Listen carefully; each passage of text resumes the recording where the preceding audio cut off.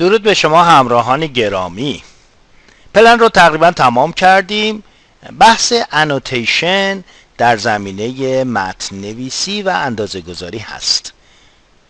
خب متن نویسی رو قبلا تو این قسمت هم انجام دادیم که از شیوه متن نویسی خودش انتخاب کرد، یا با توی انوتیت شما میتونید برید اینجا با فرمان استايل تایپ کنید، یا اینجا بیاد روی این کلیک کنید و یک شیوه متن نویسی رو تعریف کنید. شیوه متن نویسی که الان میخواد باشه انجام بدید.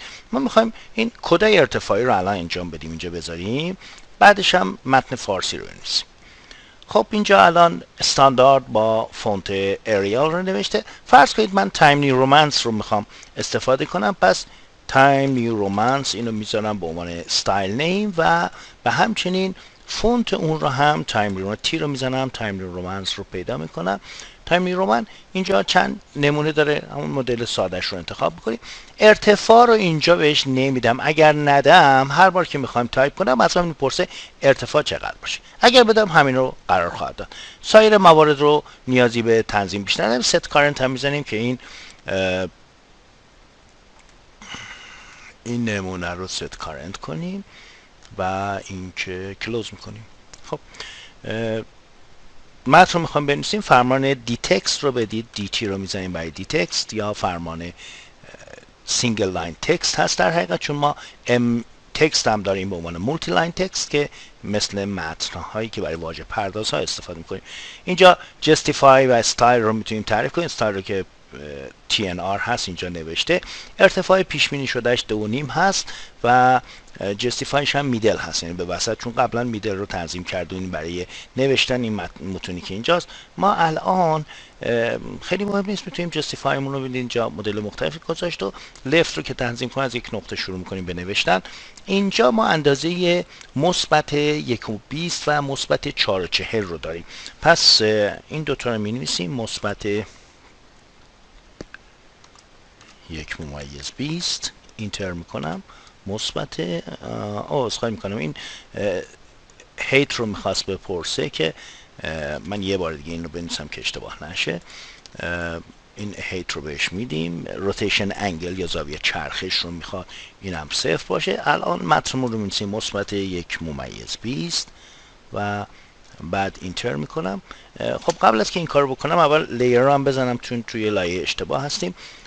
لیر تکست رو داریم اینجا، روش دوب کلیک میکنیم یا به صورت کارنت درش میاریم. حالا مجددا فرمان دی تکست رو میدیم، نقطه شروع و بعد اینتر. اینجا مقدار رو مینویسیم، مثبت 1.20 و اینتر، حالا مثبت 4.40. خب اینو انجام دادیم، اینتر میکنم. یک کد ارتفاعی هم برای این بیرون میذارم که 0 و 0 هست. برای 0 و 0 بایستی همین رو مینویسیم، اما قبلش یک پلاس ماینس یا مثبت منفی رو باید داشته باشیم. پس اینجا مینویسیم درصد پی که علامت پلاس ماینس رو ما نشون 0 2 0 رو اینجا نشون میدیم و اینتر میکنیم. خب اینم خوب هست.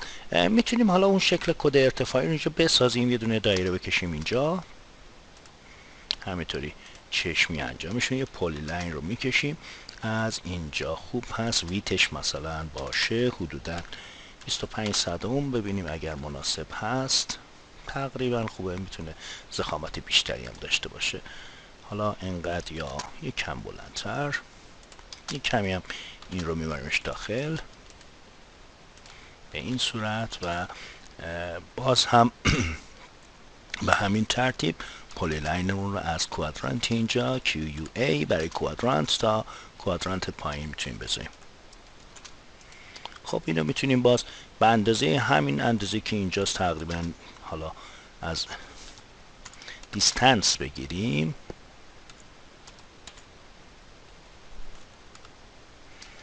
از اینجا تا این محل برخورد تقریبا حدود 1 هست. پس یه خط اینجا بکشیم، آفستش کنیم به اندازه 1 واحد بالاتر و نسبت به این هم میرورش کنیم.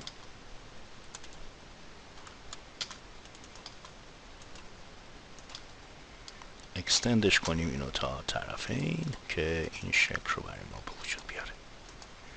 خب برای کد ارتفاعیمون این رو به دست آوردیم. این اضافی رو پاک میکنیم. یا هاشور هم بزنیم اینجا، هاشور سالید کافی از هاشور میزنیم توی این دو تا نقطه، مثلا فرضاً توی اینجا و اینجا نوعش هم سالید میذاریم. این برای ما کار میکنه. خوب هست. حالا همین رو تنظیمش میکنیم. خیلی چیزا رو چشمی تقریبا کار کنم. F8 رو میزنم و دقتش کفایت میکنه. یه دونم برای این میذارم. میتونم برای که دقیقا مثل اون باشه بگم از نقطه درج این یا اینزرشن این کپیش کنه به اینزرشن یک. خب این کار رو برای من انجام داد و این کد ارتفاعی رو نوشتم. به غیر از اینها ممکنه شما بخواید بیاد این پایین مثلا بنویسید first floor plan که میتونید مثل با سایز بزرگتر ممکن بخواید بنویسید که اینو انجام میتونید بدید. همچنین اینجا ممکنه سکشن بخوایم بزنیم. سکشن هم باز به همین ترتیب شما میتونید یه خط حالا پلی لاین اون رو داریم، فرضاً F8 رو میزنم و از اینجا هم حالا یک کم جلوتر از اینجا پلی لاین رو باز بزنم. از نقطه شروع هم فرضاً میتونم بگم که from این نقطه فرضاً به اندازه 1 و -1 بیاد جلوتر که خورده جلوتر از این نقطه شروع کنه. بعد بگم که ویت این یا پهناش از اندازه فرضاً 5 شروع بشه به 0 برسه. خب این رو فرض مثال به این شکل درش بیارم برای که این حالا اینو هم راستا با این میتونم بکنم. چشمی هم تنظیمش کنیم باز خوبه. این مقداری هم که دادیم یکی مقدار زیاد بود، حالا میتونیم یه خورده نزدیک ترش کنیم. اندازه نیم واحدی هم تا چشمی باز تنظیم میکنیم. این تا اینجا بیاد خوبه دیگه. حالا ما میتونیم میرور کنیم این شکلی که داریم از اینجا نسبت به میت پوینت این خطی که اینجاست و بعد این رو بیاریمش بالا. این میشه خط سکشن ما. حالا جلوی این باز میتونم کپی کنم فرضاً این مدلی که هست یا همون فرمان دیتکس رو برای که ببینید اینجا نقطه رو می‌بینیم. چون ما ارتفاع نداریم تو موقع تعریف استایل اینجا میتونیم فرضاً بهش استایل حالا میتونیم ارتفاع جداگونه بدیم. اینجا با حروف بزرگ جی رو می‌نویسیم. خب اینتر میکنیم، جاش رو هم تنظیم میکنیم. اگر خواستیم میتونیم کوچیک‌ترش کنیم و همین رو کپیش میکنیم از اینجا از اند پوینت این به اند پوینت یک به این صورت که میبینید و این هم میشه سکشن یا برش ما. ما بقیه سکشن رو هم خواهیم گذاشت. میمونه متن فارسی نویسی که توی ویدیو بعدی براتون توضیح خواهم داد. شاد و سرفراز باشید. خدا نگهدارتون باشه.